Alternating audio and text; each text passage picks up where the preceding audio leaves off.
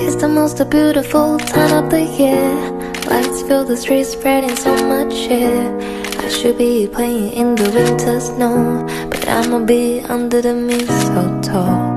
Hello everyone, আশা করি তোমরা সবাই অনেক ভালো আছো। আমি আজকে তোমাদেরকে আমার একটা পার্সোনাল গল্প বলবো। 5 বছর আগে আমি মাত্র 15 বছর বয়সী ছিলাম। আর এই জায়গাটা বলতে পারো আমার তৃতীয় বাসা বা থাকার স্থান। আজ অনেক দিন পর আমি আবার এখানে ফিরে আসলাম। এটা শুধু একটা এনজিও স্কুল তা নয়, এটা সেই জায়গা যেখান থেকে আমি স্ট্রং হতে শিখেছি। আমি তখন ক্লাস 8-এ পড়তাম আর আমি নিজের ইচ্ছায় এখানে ভর্তি হয়েছিলাম। পরিবারে কিছু সমস্যা ছিল, কিন্তু কেউ আমাকে বাধ্য করেনি এখানে ভর্তি হওয়ার জন্য। আমার এই পরিবেশটা অনেক পছন্দ, কারণ এখানে গান শেখানো হয়, নাচ শেখানো হয়, মিউজিক ক্লাস হয়, দেন বিভিন্ন ক্রোশেটের কাজ শেখানো হয় এবং হ্যান্ডমেড কিছু কাজ আছে যেগুলো শেখানো হয়, ড্রয়িং ক্লাস হয়, যেগুলো আমার খুবই পছন্দ। এবং এখানের সবাই অনেক ভালো। এখানে যে শুধু পড়াশোনা শেখানো হয় তা না, এখানে তোমার বিভিন্ন কাজের তুমি এক্সপেরিয়েন্স করতে পারবা। যেমন কৃষি কাজ কি করে করতে হয় সেটা শেখানো হয়, প্লাস বাচ্চারাও ওটা করার চেষ্টা করে। তারপর গিয়ে সেলাইয়ের কাজ শেখানো হয়, কি করে সেলাই করতে হয়। দেন এমনকি ফ্যাশন ডিজাইন ক্লাসও ছিল আমি যখন ছিলাম।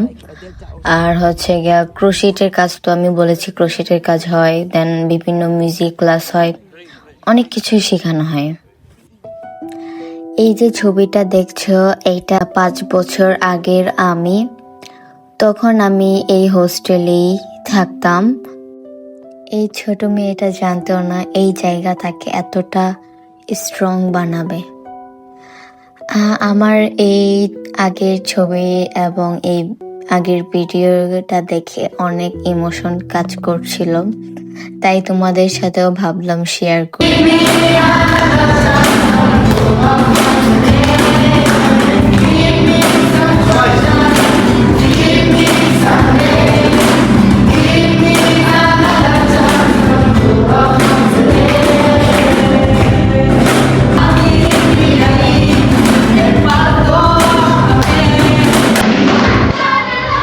আমার বান্ধবী যখন গান গেতে গেতে নিজের কন্ট্রোল হারিয়ে ফেলে।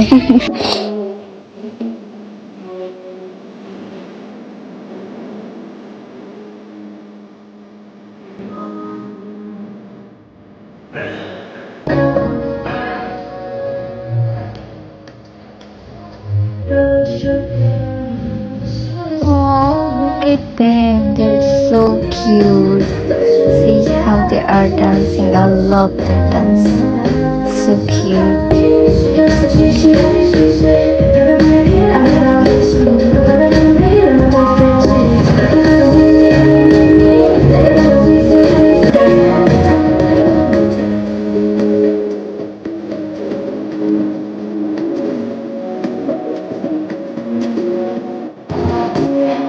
De la cité lunaire, section paloise, joue au rugby, section paloise, toujours unis. Ici l'on chante, les sections paloises, joue au rugby, section paloise, toujours unis.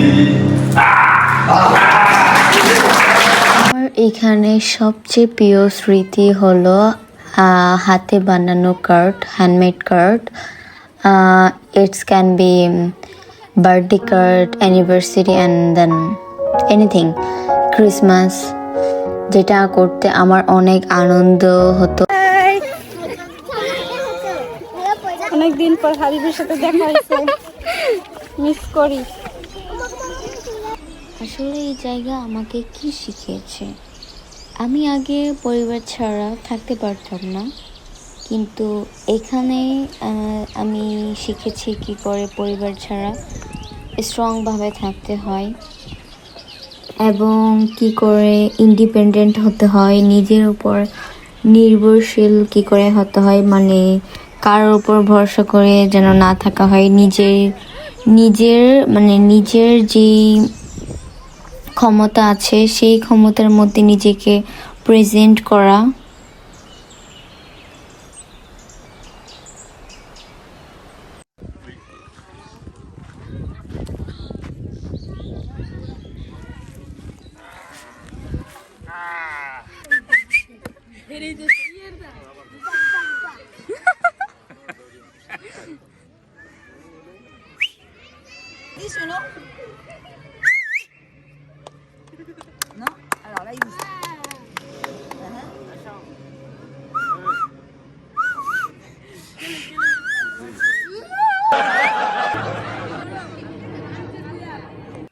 আমি কেন এই জায়গা থেকে চলে গিয়েছিলাম? ওয়েল, 2 বছর পড়ার পর, এখানে থাকার পর আমার কিছু পারিবারিক সমস্যা ছিল এবং কিছু ব্যক্তিগত সমস্যা ছিল, যার জন্য আমি এখান থেকে চলে গিয়েছিলাম। আমি কাজ শুরু করেছিলাম। কাজ করতে গিয়ে বুঝতে পেরেছি আসলে বাংলাদেশে সম্মান পেতে হলে তোমার পড়াশোনা শেষ করাটা খুবই গুরুত্বপূর্ণ। তুমি কতটা ইন্টেলিজেন্ট, তোমার কতটা ট্যালেন্ট আছে, তোমার এক্সপিরিয়েন্স, এগুলোর কোনো ভ্যালু থাকবে না যদি তোমার স্টাডির দিক দিয়ে তুমি সার্টিফিকেট যদি তোমার না থাকে। এনিওয়ে, 1 বছর পর আমি আবার পড়াশোনা শুরু করি, আর আজও আমি কাজ এবং পড়াশোনা করছি। এটা সহজ না, কিন্তু আমি নিজের ওপর গর্বিত, কারণ আমি নিজের খরচ নিজেই চালাই, মানে নিজের পড়াশোনার খরচ, নিজের হাত খরচ, এবং আমার মাকে আর্থিকভাবে আমি সাহায্য করার চেষ্টা করি যতটুকু পারি আমার পক্ষ থেকে, এবং আমি এখনো এই পথ চলা চালিয়ে যাচ্ছি। Anyway, thank you so much for watching this video. I hope you like this video. Thank you. Bye bye.